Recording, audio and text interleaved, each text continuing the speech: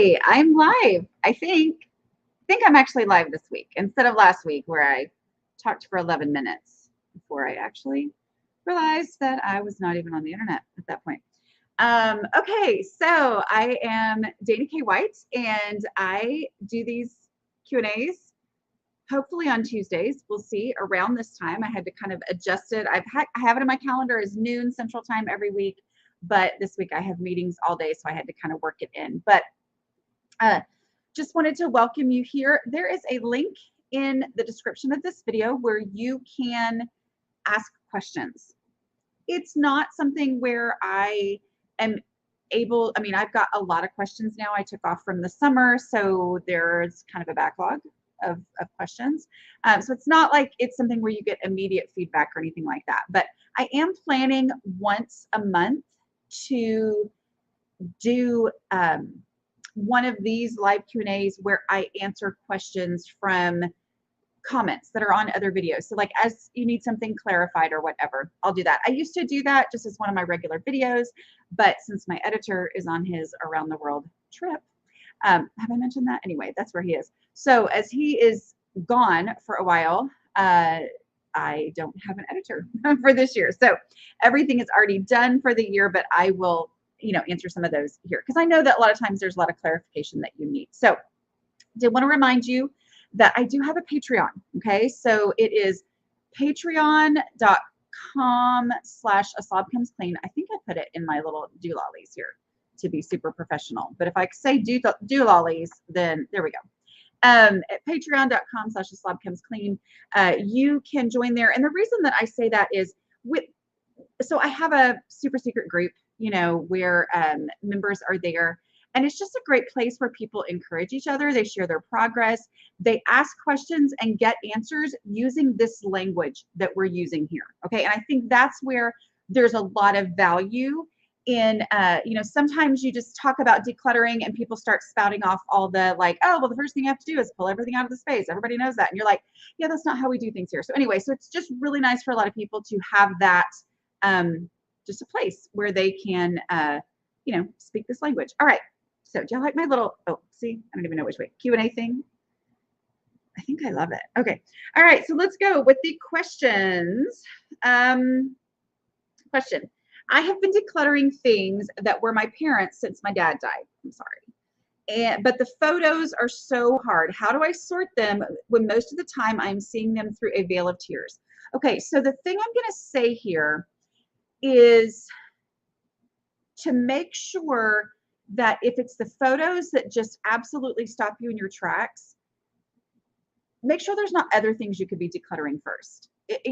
Photos are going to be the hardest. They just flat out are. There is not a way for me to tell you to do this in your situation where you wouldn't have the veil of tears. I mean, it's just reality. So you didn't say, I'm done with everything else, and so now I'm working on photos. Give yourself permission to say, you know what, I'm going to do this other stuff. I'm going to go through the socks and the other things that are not emotional, although socks, can be very emotional. But I'm just saying, like, I'm going to go ahead and go through these things that are not emotional or less emotional and give myself permission to give some time to the photos. Okay. So there isn't an easy answer for that. But I think sometimes those of us who struggle anyway with clutter tends to think, I better go ahead and do this super hard thing now. It's kind of like, I don't know why we are that way, but I'm the same way. And that's one of the things I have to talk myself through is say, okay, I can't do that right now. It's too much for me. But you know what I can do? This right here. Okay. Like these items, I can put my focus in on there. It's less emotional. And then over time, you start to, maybe you do run across a pair of socks that is emotional to you. You deal with it because it's nothing like the photos. You get a little bit of perspective and difference, and you see, okay, I survived these things, whatever. And then all that then informs and helps you in the time where you're then going through the truly emotional stuff. Okay.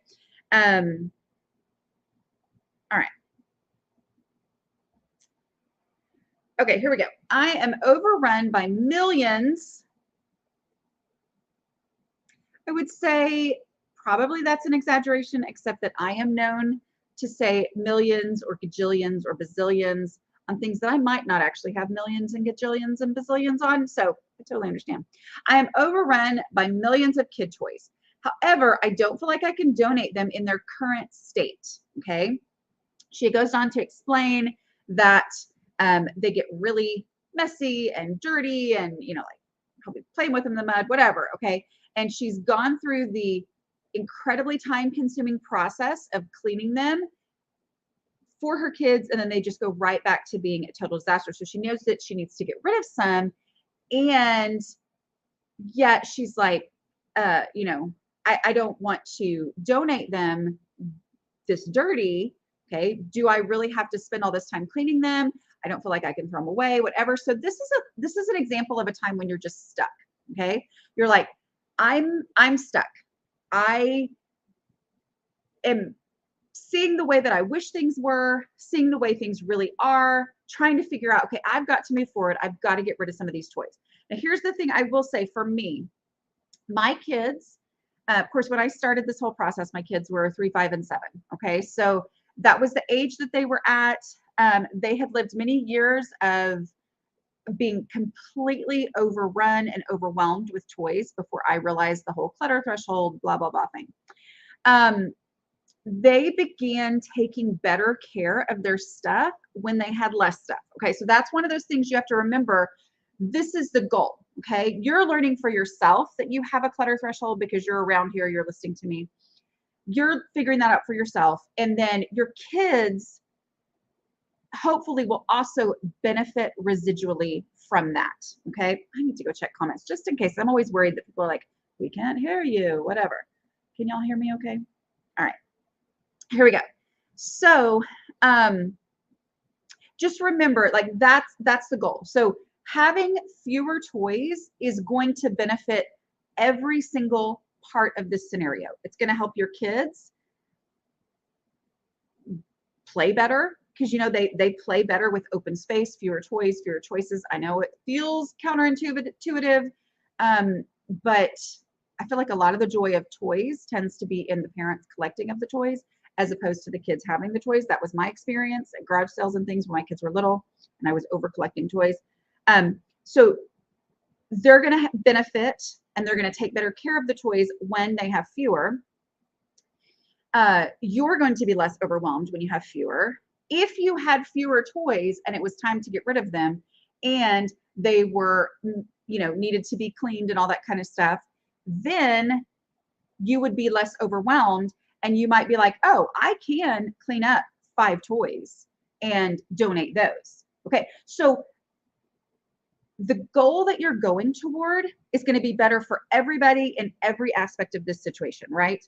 But this place that you're in right now is a place of complete and total overwhelm, right? Like you are overwhelmed. There are so many toys. They are all trashed. I have got to get rid of them, but I feel like I can't donate them in this state, but also do I really have to go through all of that? So what you need to do is move forward, okay? That might mean throwing away some toys. My guess is that if all of them are super dirty, there are most likely also quite a few that are broken. Okay. I'm just having known kids and know how kids play, right? Okay.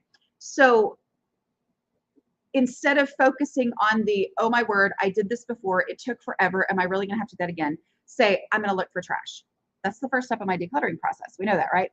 Okay. So first step is trash. And what that does is it gives me something to do. It gives me something to focus on that is 0 emotion and 0 decision. It is literally anything in here broken. I'm going to throw that away because it's broken. All right. It's not worth being donated. So I'm going to throw those away. And as I do that, with every broken toy that goes into the trash bag or recycling bin, whatever you have available and whatever is already established, with everyone that leaves this space, I feel a little bit less overwhelmed. And you also, most likely, as has happened to me many times, you'll be like, woo, I don't have to clean that one. Okay. And so do that and see, what am I dealing with here? Okay. all right, this is less than I thought. It's a little less overwhelming. Ask yourself the question, go through the next step of the decluttering process, which is easy stuff. Is there anything in this space? Okay, and I know this isn't exactly like normally easy stuff is stuff that belongs somewhere else, but is there anything in here that's actually very easy to clean? Like there are most, like you mentioned something about Legos. Legos, yeah, intricate, blah, blah, blah. I know there's people have tricks for cleaning Legos, and I'm sure those are all over YouTube, but I don't do that kind of stuff. But what in here is easy? Like what in here is like, oh, this is actually not dirty. Like there are 5 things in here, and that might be a duh donation where it just goes straight in there. Or what in here is actually something I can just quickly wipe down. Maybe I'm not perfectly making it absolutely brand new, but I'm doing what I can to get it out of there. And as you start to get that out of there, it reduces the overall amount of stuff that you're dealing with. It reduces your feeling of overwhelm, and you cannot underestimate the momentum that that brings. Okay, so there you go. All right, let's see. Next question.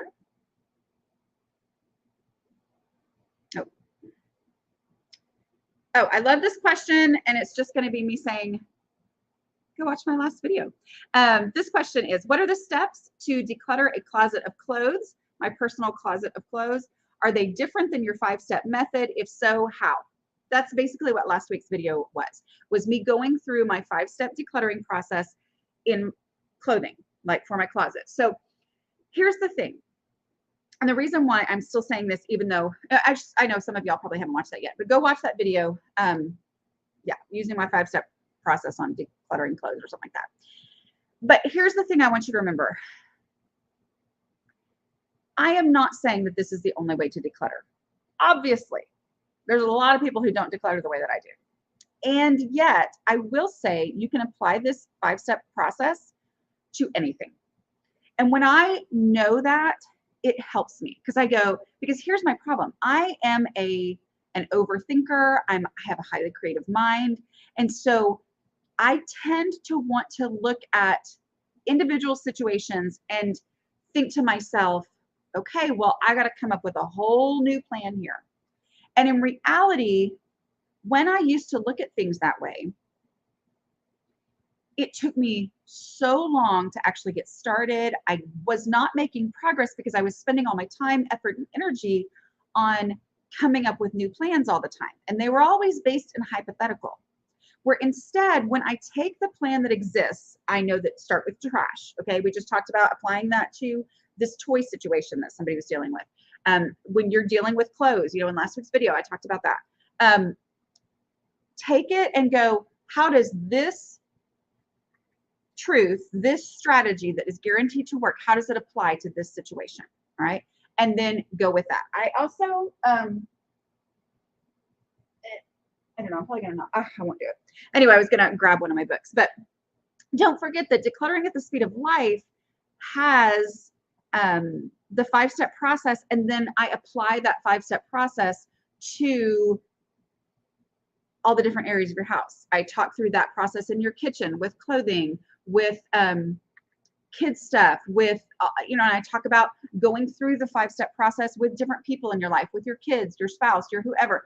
I mean, like, so the beauty of it is, yes, it's, trash might mean something different in different places, except that it doesn't. Like go ahead and apply that to other things, because if you are trying to figure out exactly how everything is going to go before you get started, you haven't actually gotten started. Okay, and that's where so much of the problem is for a lot of us. Okay.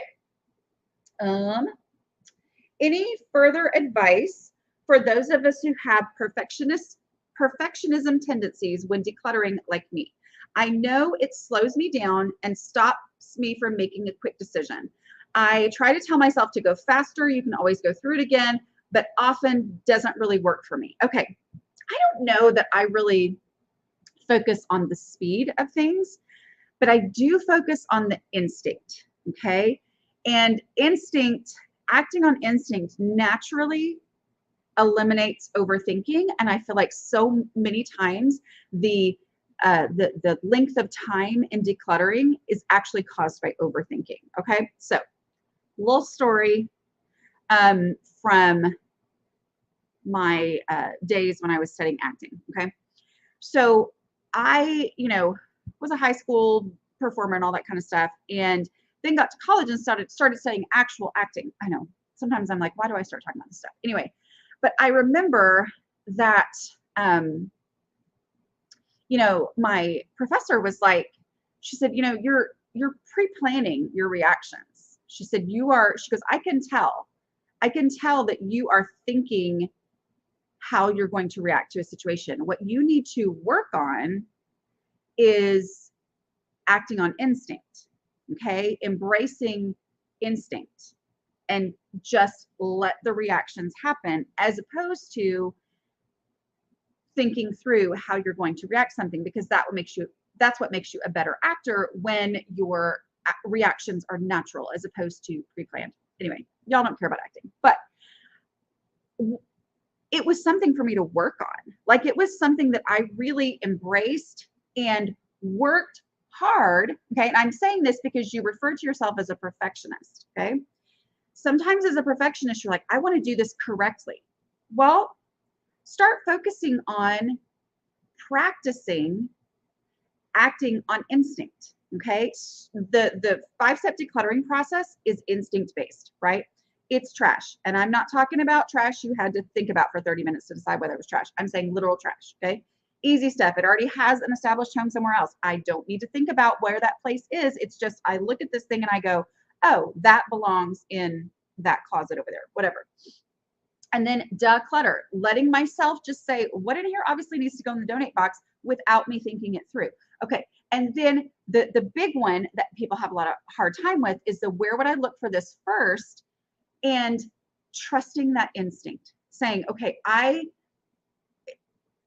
if I start analyzing and overthinking, where would I look for this first? I'm probably not actually asking, where would I look for this first? I'm asking, where is this thing supposed to go? Okay. That's not the question. The question is, where would I look for this first? Which has to be an instinctual answer. And so embrace your desire to do things correctly and really zero in on that question, and know, if I start thinking too hard, I am doing it wrong.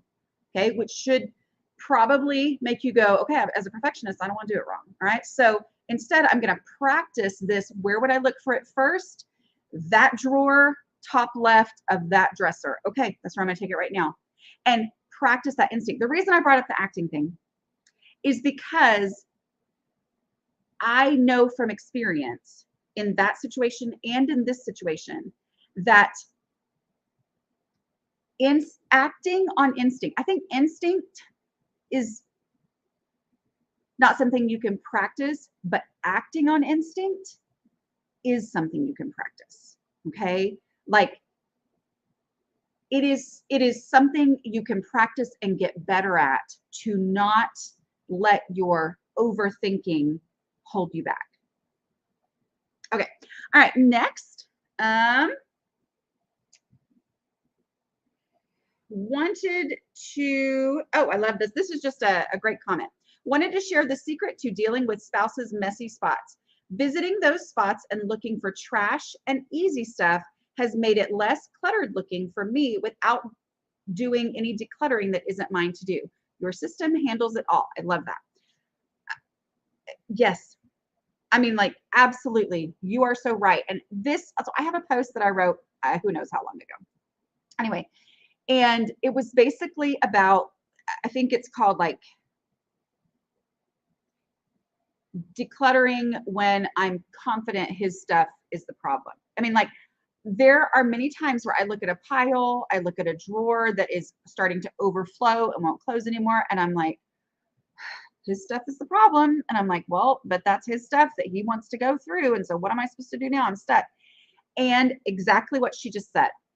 If I will go in and say, okay, what in here can I do? That is like my big theme lately, right? Is instead of focusing on all the things you can't do, what can I do? I can look for obvious trash that is, I'm saying obvious trash, not something I would need to have a discussion about whether or not this is trash, and easy stuff. Is there anything in here that's ended up in this pile or this drawer that has an established home elsewhere in the house, okay? Just dealing with trash and easy stuff will generally make that space so much better than easing my, and then it also makes it less overwhelming for him when he sees it and he's like, oh, that looks so much better. Now he can actually see and differentiate and identify what needs to be dealt with in this space, okay? So I'm just telling, there is such magic, and I'm so excited that you experienced that. What is your advice for a person with ADHD who has gone through a number of hobbies and likely more to come, and living in a small apartment with 2 kids? How do I manage the stuff that comes with it? How do I make time for hobbies when I feel like I should be decluttering? Okay, so one of the things that I experienced through decluttering was an increase in time to do things other than decluttering. And not just decluttering, also basic habits, okay? When my house was a disaster,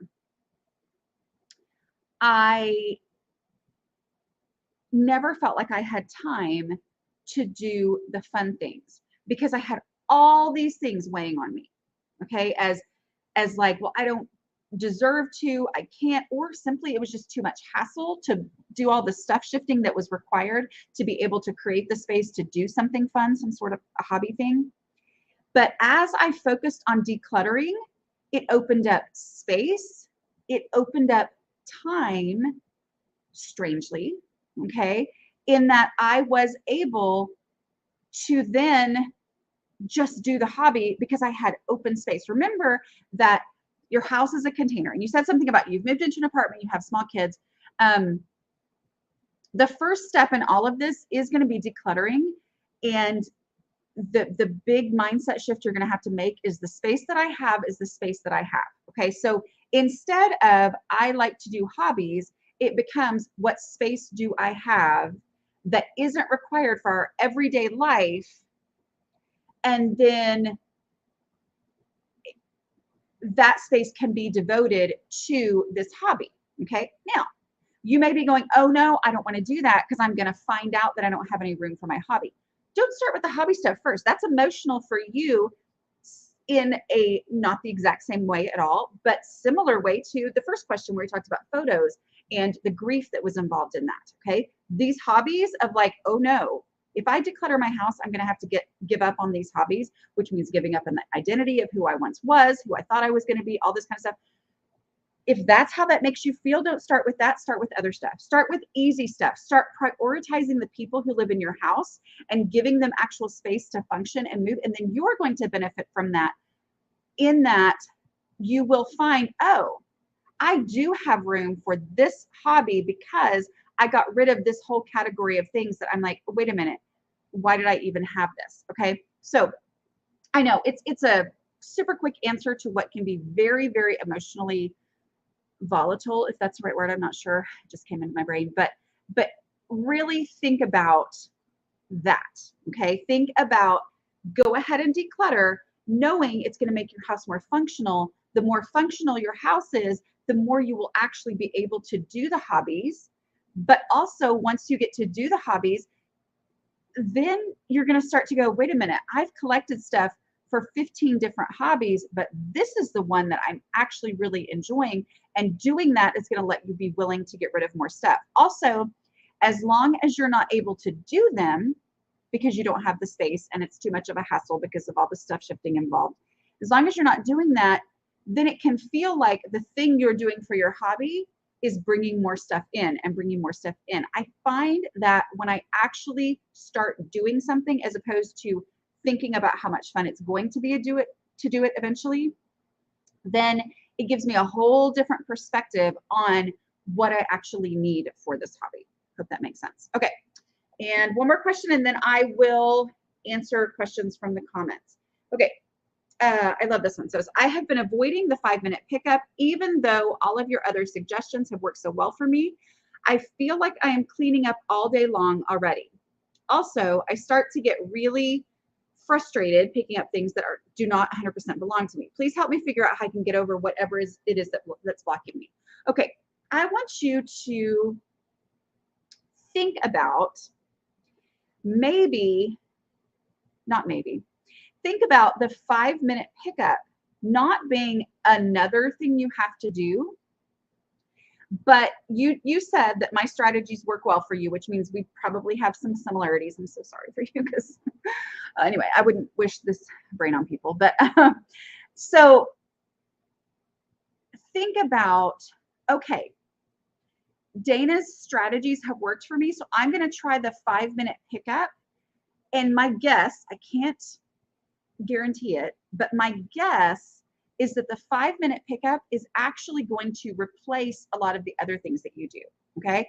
Make sure you are working on decluttering. Remember that the 5-minute pickup is part of the goal of it is for me to be able to identify when I've hit my clutter threshold.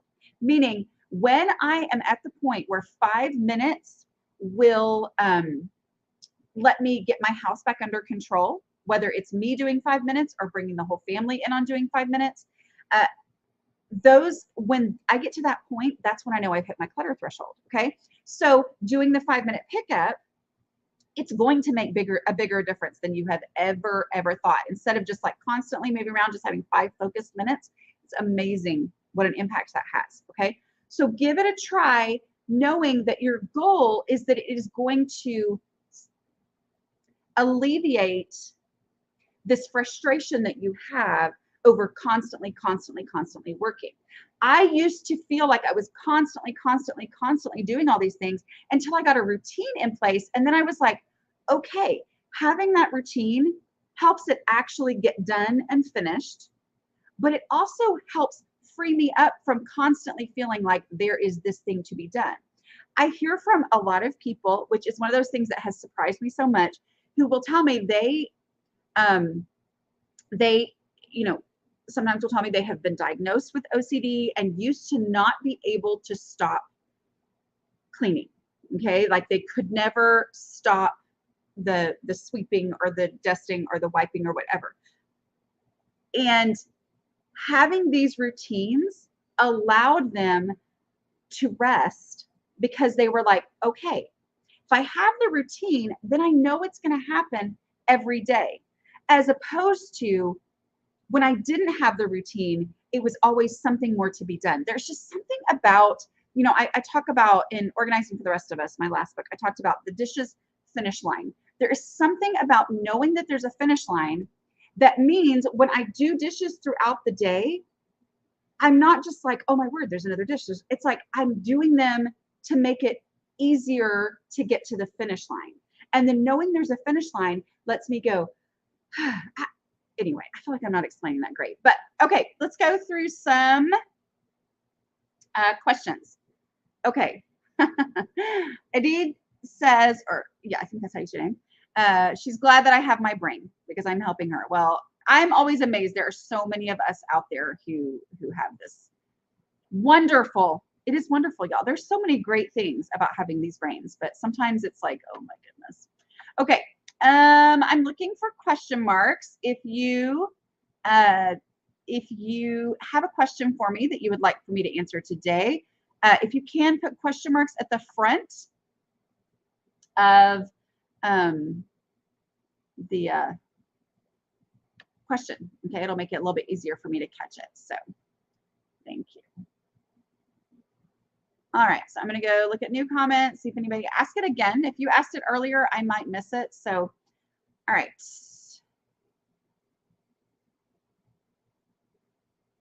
Oh my goodness, this is such a great point right here. It says, I don't like when they, whoever they is, right? But really though, I mean, this is a common thing. When they say to get rid of stuff I haven't used in a year because of the clutter, I haven't been doing anything you love for a long time. That is a great point.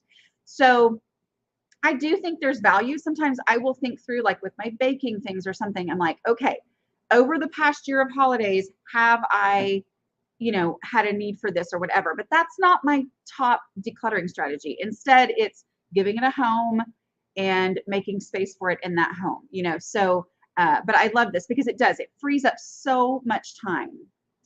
Okay, here we go. When you have your space decluttered.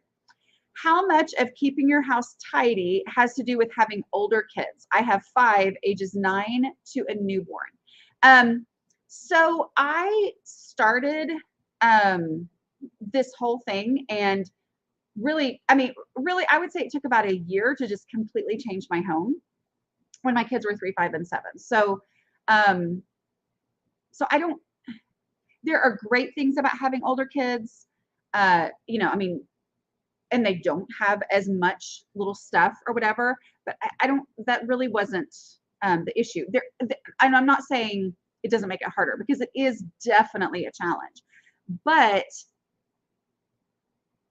I can look at the stuff that I started doing when they were 3, 5, and 7, and I was like, okay, I just didn't understand, and I wasn't implementing any of these things when they were younger. Not that it wouldn't have been harder. It's never going to be easy if it's hard for you anyway. Does that make sense? I don't know. I feel like I'm rambling there.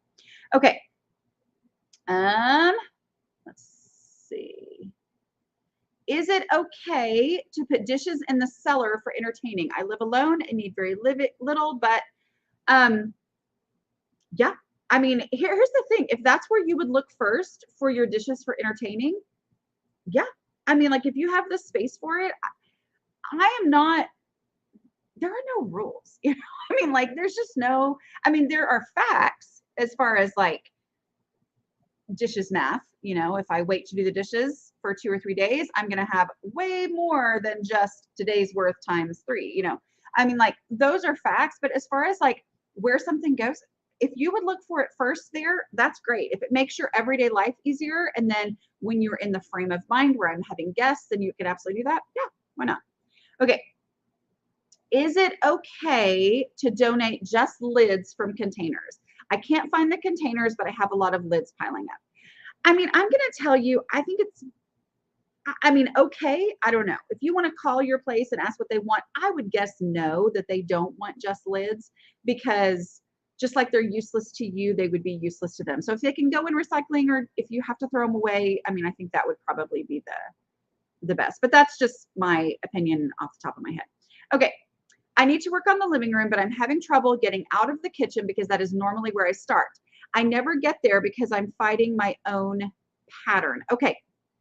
So make sure in your kitchen that you are focusing on daily tasks, like dishes. I mean, like, that's the number one thing. Like, focus on getting the dishes done every day and decluttering as you can. Because, and I don't know your whole situation here, but I know for me, when I first started, or before I started this whole process, that's exactly the situation I was in, because I was always catching up in the kitchen. And so I would say, well, I need to work on my house, but I would spend all my time and all my energy in the kitchen because I was behind in there, and it would take me so long and so much energy to get caught up that I never got to the rest of the house. So really focus in on very basic habits there, and then, purge harder, purge more in there. Okay, let's see. How did you get past project mentality? I've been successfully employing your methods for 6 months now, but I'm still beating back project mentality for tackling larger spaces. Okay, 2 things here. Project mentality is one of those wonderful things about our brains, right? So there are times where I'm like, Dana, is my project mentality hurting me or helping me here? And that's when I know, if it's hurting me, it's because it's not letting me do little bits and pieces. But when you have that project mentality, you have a larger space, know that, okay, I am going to work on this space, but to keep it from turning into this huge project that I could never actually finish, which is generally because I pulled everything out of a space and thought, okay, I'm going to spend the next 3 days doing this no matter what. And then that never happens. Say, I'm going to follow the 5-step no mess decluttering method, which you can get at aslobcomesclean.com/5, F-I-V-E. But if you use that process, then you can use all of that project mentality and all of that project energy to really make a huge impact on this. But you're doing it in a way where, when life happens, not if, but when life happens, you're able to step away, and you have not made it any worse. You've only made it better. Okay. So it's using that project energy, but doing it in a way where it doesn't backfire on you. Okay. Here we go. Let's see.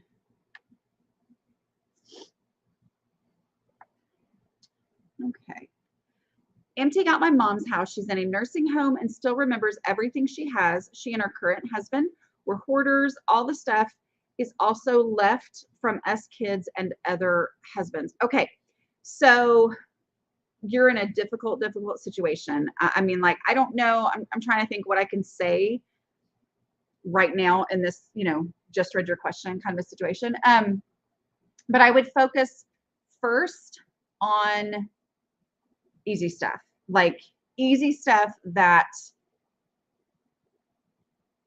she's never going to be able to have in her current situation again. Like, I'm assuming if she is in a nursing home, it's long term. I don't know. Sometimes you come in and out, but focus on trash and easy stuff. Just do that as you go.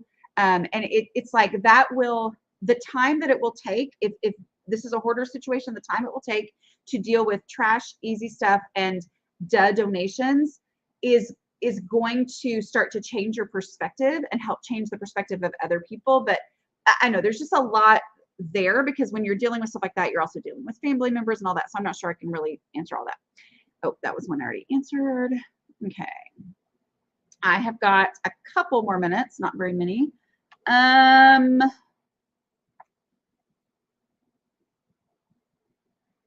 I started on this minimalist journey. That's the question, not me. Y'all know I'm not a minimalist. About 2 months ago, and constantly feel like I'm not getting anywhere. I know I've made so much progress. I feel like it's never going to end. Is this forever? Is it forever? That yes and no. You will always be decluttering, but just make sure as you're doing things that you are truly, honestly getting them out of the house, like all the way gone. And that is what actually makes real sustainable progress. Okay. But I also go, I'm not sure, like the whole minimalist thing, that's not me. So, okay. Let's see, one more question. This is it.